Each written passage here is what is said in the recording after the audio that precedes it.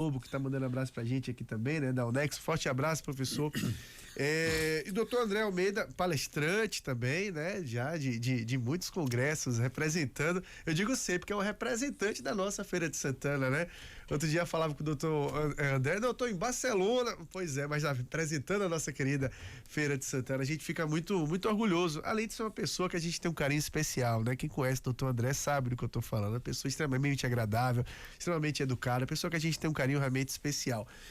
Mas, elogios à parte, vamos falar da parte de cardiologia, em meio ao momento que a gente discute muito essa questão do transplante, né? Até porque o caso do Faustão tem feito luz sobre muita coisa em relação ao transplante. O próprio Dr. Rodrigo falou sobre isso. E também eu acredito que deva deixar um legado também nos cuidados com o coração, né, doutor André? Afinal de contas, acontece com uma pessoa famosa e as pessoas param para pensar, realmente pode acontecer com qualquer um, inclusive comigo, né? Então, eu queria falar um pouco a respeito disso. No que diz respeito a transplante de coração, o quanto que a gente tem avançado no país, o quanto que o transplante de coração tem sido mais recorrente, e a gente tem dois lados para avaliar, né? O adoecimento do coração crescendo ou também o tratamento avançando, né? Tem essas duas frentes para pensar. Doutor, muito bom tê-lo aqui conosco, viu? Bom dia. Fernando, muito obrigado, bom dia a você, bom dia ao querido Dilson Barbosa, que não está presente aqui, mas tenho certeza que está nos ouvindo, né, Dilson? Um abraço no coração. Ana Paula, bom dia. Bárbara, bom dia. E bom dia especial aos ouvintes do programa Bahia Feira aqui da Rádio Princesa. Mais uma vez, muito obrigado pelo convite, é sempre um prazer. E muito obrigado, assim, por demais, pelas suas gentis palavras de um amigo. Coisas boas na vida é termos amigos, não é? Verdade. Não é verdade, Ana? Então, assim, muito obrigado. Parabenizo também pelo tema, né? Nós precisamos, eu quero aproveitar aqui e dizer, olha, a entrevista que o Dr. Rodrigo Serapião deu aqui foi fantástica. E realmente precisa se falar, precisa se colocar o dedo na ferida, como se diz no popular, para poder trazer à tona um tema que é muito importante para todos. Você foi muito feliz, Fernando. Quem é que sabe quando vai precisar de um órgão? Ninguém. Todos nós somos potenciais pessoas que podemos precisar de uma doação de um órgão, uma córnea, um rim, um fígado, um coração. Então é preciso que haja assim, que se fale muito sobre o assunto, para que a população esteja sempre bem informada e tirar eventuais dúvidas que porventura possam ocorrer. O transplante do coração, Fernando, para a gente começar a nossa conversa, o primeiro transplante do coração foi feito em 26 de maio de 1968, no Hospital das Clínicas da Universidade de São Paulo, pelo saudoso professor Euríclides de Jesus Zerbini, que eu tive a honra e o prazer de ter sido aluno. Tive aula com o professor Zerbini no período que eu fiz a minha formação em São Paulo, no INCOR, uma figura invejável, uma figura que assim serviu de exemplo para muitos e muitos médicos, particularmente os cirurgiões cardíacos.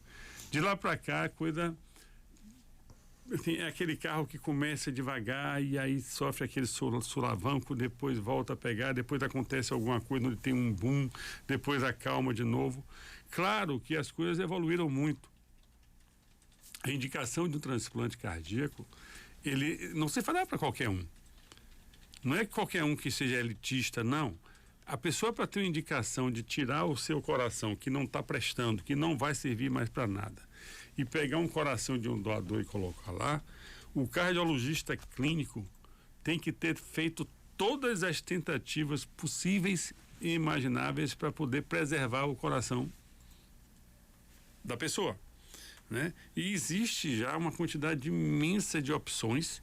A medicina nesse campo evoluiu muito. Eu lido com isso no dia a dia. Às vezes parece um milagre. E é um milagre o que acontece. Vocês sabem que eu faço um exame chamado ecocardiograma. O ecocardiograma, Ana Paula, é o ultrassom do coração. E as pessoas que fazem o ecocardiograma, têm que ser cardiologistas, e nós conseguimos ver através do ultrassom que o coração está fraco, o coração está inchado, coração chamado coração de boi, ele não consegue mais de boi porque ele está grandão, está inchado. E é possível hoje, com o avanço da medicina, utilizar determinados medicamentos que têm uma chance real de reverter esse processo. E tem casos que eu já fiz e vi que o coração era imenso, e depois de 6 meses, 1 ano usando aquele medicamento de forma contínua, de forma adequada, fazendo todas as medidas que são preconizadas, não apenas o medicamento, depois de 1 ano eu repito o exame e o coração está praticamente normal. Eu digo que isso é um milagre. É um milagre. E uma coisa fantástica. Mas não são todos que têm essa evolução, infelizmente. Aqueles que não têm esta evolução, resta-nos a opção da indicação de um transplante, que é a última das últimas, é o que tem a se oferecer. Muito bem. Dito isso, no Brasil, realiza-se, assim, vem se aumentando bastante. No ano passado não, esse ano, até julho, agora de 2023, o Brasil realizou 206 transplantes do coração. É muito? É pouco? Para aquele que recebeu o 1, é muitíssimo. Para aqueles tantos outros que estão aí, 380 pessoas esperam um transplante de um coração no Brasil hoje. Então, os 206 foram poucos. Eu acho que nesse contexto... Agora, lembre que esses 206 transplantes do coração que foram realizados no primeiro semestre de 2023 representou um aumento, Fernando, de 16% em relação ao mesmo período do ano passado. Bom, doutor, a gente teve na semana passada aqui, eu até conversava em off com o senhor e mostrava esse caso, né? Contava esse caso. A Patrícia Fonseca, ela que nasceu com um problema congênito no coração, né? E aos 30 anos conseguiu passar pelo transplante, está com o coração novo, e após isso, acho que toda a energia de vida que ela queria gastar e não podia por conta, né, de uma dificuldade de saúde, e após resolvido, ela foi para a vida, né? E decidiu se tornar atleta. Hoje ela é triatleta, campeã olímpica, campeã mundial, né? E transplantada. Após o transplante ela se tornou atleta. Esse é um caso de um sucesso absurdo, né? A gente tem casos também em que o sucesso não é tão grande. A gente está ouvindo falar muito da volta do Faustão para o internamento, né? Não se sabe se é por alguma rejeição ou se é por uma questão de protocolo. Dito isso, eu queria saber do senhor qual é o grau de efetividade, né, da recuperação, da restauração da saúde da pessoa após o transplante, né? O grau de aceitação, né, do organismo da pessoa a um coração novo. A gente já tem um nível que a gente coloca uma confiança muito grande no transplante de que ali pode resolver o problema? Essa pergunta é muito boa, Fernando. A coisa vem evoluindo e evoluindo muito. Lá atrás, quando o doutor Zerbini começou, e o doutor Zerbini começou aqui seguindo tendência de outros centros, principalmente nos Estados Unidos. Então, o primeiro do mundo não foi aqui, foi na África do Sul. Depois nos Estados Unidos, e a coisa andou, e o primeiro aqui no Brasil foi em 1968. Claro que os pacientes transplantados na década de 60, 70, 80, 90 do século passado tinham um índice de rejeição muito maior. E os medicamentos que controlam ou tentam controlar a rejeição também vêm evoluindo, como tudo na vida vem evoluindo. Então, hoje em dia, qual é a nossa realidade? Cerca de 50% a 80% dos pacientes apresentam, pelo menos, Fernando, um episódio de rejeição. Na grande maioria das vezes, essa rejeição é muito leve. E muitas vezes o paciente sequer sente nada. O paciente está assintomático. Mas em 5% dos casos, ele desenvolve rejeição grave, com o coração voltando a crescer, coração tendo muita arritmia, isso aí é muito grave. A da grande maioria não sente nada. E como se identifica a rejeição, já que o paciente não sente nada? Todo transplantado precisa, por protocolo, todo paciente que recebe um transplante do coração precisa, por protocolo, estar sempre fazendo revisões.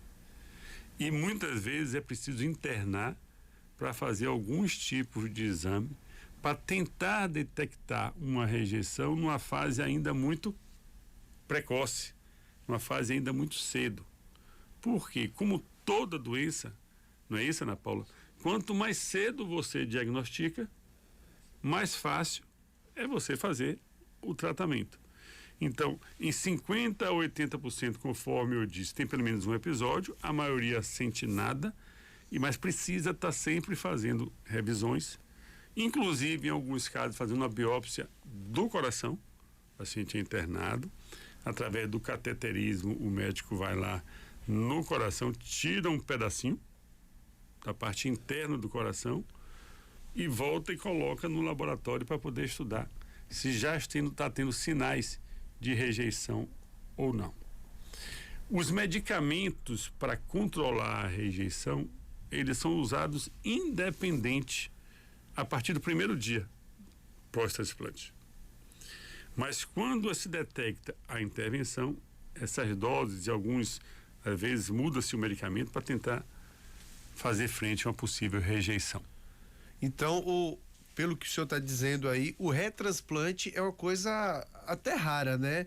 A boa parte da rejeição ela é tratada com medicamentos, não chega a esse extremo. A grande maioria, a grandíssima maioria das rejeições, conforme eu disse, ela é leve, são leves, e ela é tratada não com a retroca do coração, sim, mas com o uso de medicamentos. E tem um dado também importante. O pico da incidência de rejeição aguda acontece no primeiro mês. Então você citou aí uma figura pública, que é o Faustão, ele está dentro do primeiro mês. Então a chance maior de rejeição está ali. E depois do primeiro mês acabou a chance de rejeição? Não. Ela vai diminuindo gradativamente com o passar do tempo e atinge um equilíbrio depois de um ano. Então, no primeiro mês muito alta não é alta, depois ela vai baixando. Ao final do primeiro ano, a partir daí, ela se estabelece, ela se estabiliza. Bom, doutor, não podia encerrar esse papo sem falar um pouco também de prevenção, né? Afinal de contas, o transplante é a situação mais extrema, né? E se a gente conseguir, de algum modo, evitar o adoecimento do coração para chegar a uma situação tão extrema como essa, é algo que a gente também precisa, né, tocar nesse ponto. Qual a importância, né, de frequentar periodicamente o cardiologista, quais são os exames que necessariamente a pessoa precisa fazer periodicamente para evitar o adoecimento do coração e, por consequência, a situação que pode chegar a uma extremidade como essa? Muito bem. Pergunta fantástica, mais uma vez. Eu gosto muito de vir aqui, Ana, porque as perguntas são sempre inteligentes. Isso estimula a gente a pensar. Obrigado, essa pergunta doutor. realmente é muito boa. E, assim, para poder responder uma pergunta tão inteligente como essa, a gente não pode ir direto ao ponto. A gente tem que fazer Sim, claro. tem que fazer um preparo do terreno, né? Então, assim, quais são as principais causas que levam uma pessoa a precisar fazer um transplante do coração? Uma você já disse aí, que são crianças que nascem com problemas cardíacos congênitos graves e que não tem jeito, tem que transplantar. Mas você não tem o que fazer. Como é que você vai prevenir um negócio desse? Não tem como prevenir. Muitas vezes você não vai saber, é a genética que acontece. Mas as outras causas são causas potencialmente evitáveis. A gente tem como evitar ficar doente. Porque depois de ficar doente já é difícil tratar. E o transplante, eu já falei aqui, é o último degrau de um processo de tratamento. Então, assim, quais são as principais causas de transplante? O indivíduo que teve um infarto, o coração ficou tão ruim que ele não consegue mais dar conta. Mas o infarto pode ser evitado. E nós sabemos que quem fuma, nós sabemos que quem tem colesterol alto, nós sabemos que quem não controla a pressão, quem não controla o diabetes são pessoas que têm uma chance maior de ter um infarto. Se tem uma chance maior de ter um infarto, tem uma chance maior de um dia precisar fazer um transplante. Quer ver um dado importante? Uma das principais causas que leva o coração a inchar? Bebida em excesso. Chama miocardiopatia alcoólica. E esses têm um problema adicional. Esses não têm preferência na fila de transplante. Esses geralmente são. Por quê? Porque a gente sabe que o alcoolismo é uma doença. Além do coração, tem a doença do alcoolismo. Então, se você tem um jovem aqui precisando de um coração, e você tem uma pessoa já numa meia idade, que para ter o coração já no estado de transplante, tem que ter bebido já há algum tempo, usualmente, na maioria das vezes. A chance maior de sucesso é numa pessoa que não bebe ou numa pessoa que bebe? Uma pessoa que não bebe. Porque esse que bebe, mesmo estando curado, não está bebendo mais, mas existe a possibilidade de retornar. Sim. A beber. É um assunto delicado? É um assunto delicado, mas isso precisa ser tratado, precisa ser falado. Então, evite o álcool em excesso. O álcool em excesso é maléfico para o seu coração.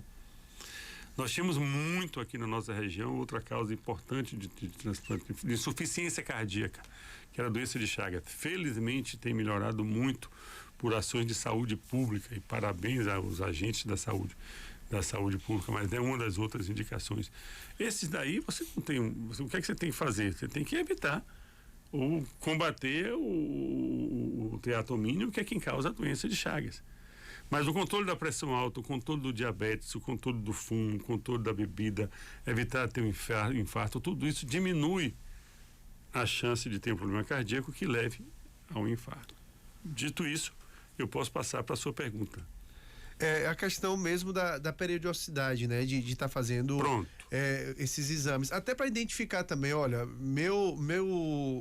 a forma como eu estou vivendo não está legal. Eu preciso mudar isso aqui.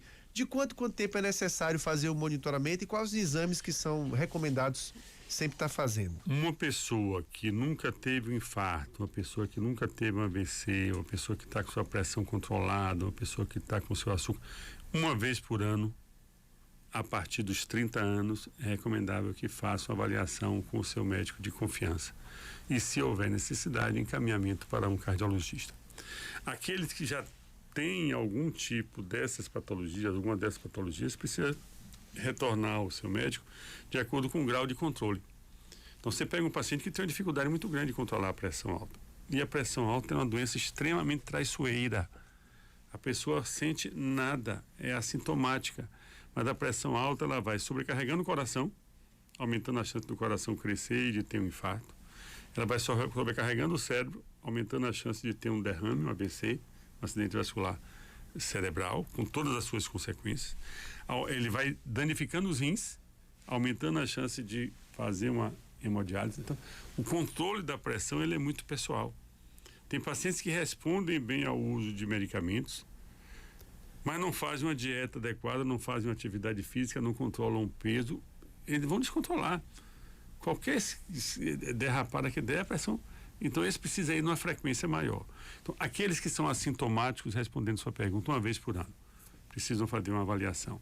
E aqueles que já têm algum tipo de patologia, vai retornar ao seu cardiologista de acordo com o grau de controle. Usualmente 4 a 6 meses. Maravilha. Doutor André Almeida, eu quero agradecer muito a disponibilidade de vir bater esse papo com a gente. Como disse a Ana Paula aqui, uma aula mesmo, né? E pra gente muito importante, eu não tenho dúvida de que quando a gente toca nesses assuntos, é um momento em que muita gente aumenta o volume se estiver no carro, se estiver acompanhando a gente através de vídeo, né, pela internet, no nosso canal no YouTube, chega mais perto da tela, que desperta a atenção, porque todo mundo tem coração, todo mundo precisa melhorar alguma coisa, a verdade é essa, a maior parte das pessoas precisa melhorar alguma coisa no seu hábito de vida, né? E quando a gente ouve esses conselhos, essas orientações e esses dados, porque contra dados não há argumentos, né? A gente começa a atingir essa pessoa e a gente não tem a dimensão de quantas vidas podem ser transformadas a partir de informações como essa. Então, realmente é muito importante esse papo, agradecer a disponibilidade. Eu sei que seu tempo é corrido, não é fácil disponibilizar tempo para estar aqui, mas a gente agradece a atenção de sempre com a gente, tá, doutor? Deixa eu te dizer, Fernando, o papel de vocês é fantástico, porque essas informações que eu passo aqui, todo cardiologista passa no consultório, eu e todos os outros. Só que essas informações dentro de uma sala de consultório são informações para no máximo 2 pessoas quando vai acompanhante. Essas informações dadas aqui de uma forma altruísta, ou seja, com o intuito apenas de ajudar, isso tem uma dimensão absurda. Então, quem está em casa, quem está no carro, quem está no trabalho, está ouvindo, cuidado com o cigarro, cuidado com a bebida em excesso, cuidado com o sal em excesso, controle seu colesterol, visite seu cardiologista. Isso ganha uma dimensão de saúde pública que é inestimável.